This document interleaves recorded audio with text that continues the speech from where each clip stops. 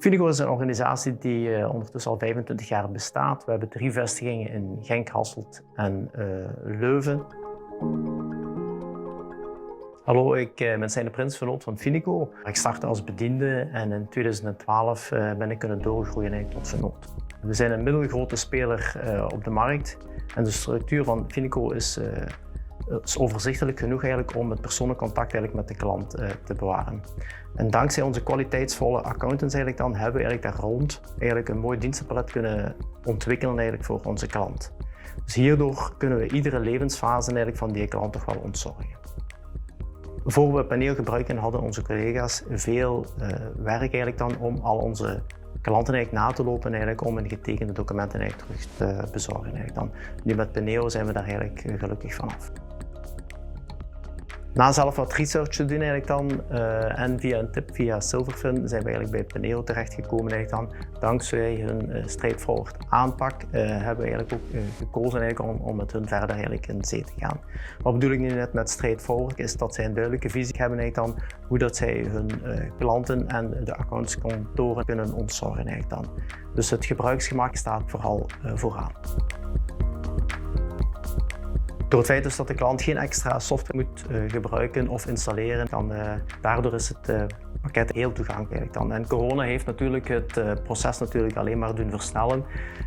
Niet alleen eigenlijk door het feit dus dat we onze klant minder konden zien eigenlijk dan, maar door de corona-app te gebruiken heeft iedereen eigenlijk iets meer geïnstalleerd eigenlijk op zijn mobiele telefoon.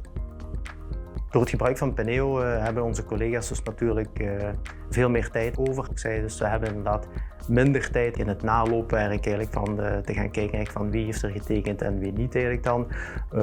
Ook natuurlijk dus door het feit dus dat die documenten eigenlijk automatisch binnenkomen eigenlijk dan, bepaalde interne processen eigenlijk dan, taken worden eigenlijk automatisch afgevinkt, waardoor eigenlijk onze collega's eigenlijk meer tijd eigenlijk krijgen eigenlijk om gerichter advies te geven eigenlijk aan hun klanten. Peneo bleef natuurlijk ook zelf innoveren eigenlijk, dus het zorgde onlangs nog voor een gebruiksvriendelijker platform.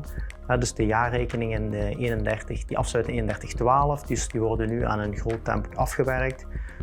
Terwijl vorig jaar nog op een vrij laag pitje eigenlijk zaten, zitten we nu eigenlijk al op 75% van het volume eigenlijk van vorig jaar, waardoor we eigenlijk toch vermoedelijk eigenlijk dan naar het einde van de periode eigenlijk toch wel gemakkelijk aan 150 à 200% eigenlijk zullen zitten. Het is niet alleen eigenlijk het aantal is natuurlijk belangrijk, maar ook de tijdswinst die we toch wel hebben door het naloopwerk dat we niet meer moeten doen eigenlijk dan naar onze klanten eigenlijk dan om te gaan vragen eigenlijk van heeft u het document eigenlijk ondertekend ja of nee, of het proces eigenlijk gaan bekijken eigenlijk van wie heeft er eigenlijk al getekend of wie niet. Dus dat duurt Peneo eigenlijk helemaal voor ons.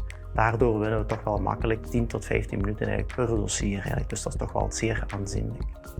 Het is altijd fijn om een goede sparringspartner te hebben eigenlijk dan, dus daar staat Peneo ook zeer open voor. Dus alle suggesties eigenlijk en bemerkingen over het huidige product die worden ook altijd in dank aangenomen en er wordt eigenlijk altijd positieve feedback gegeven.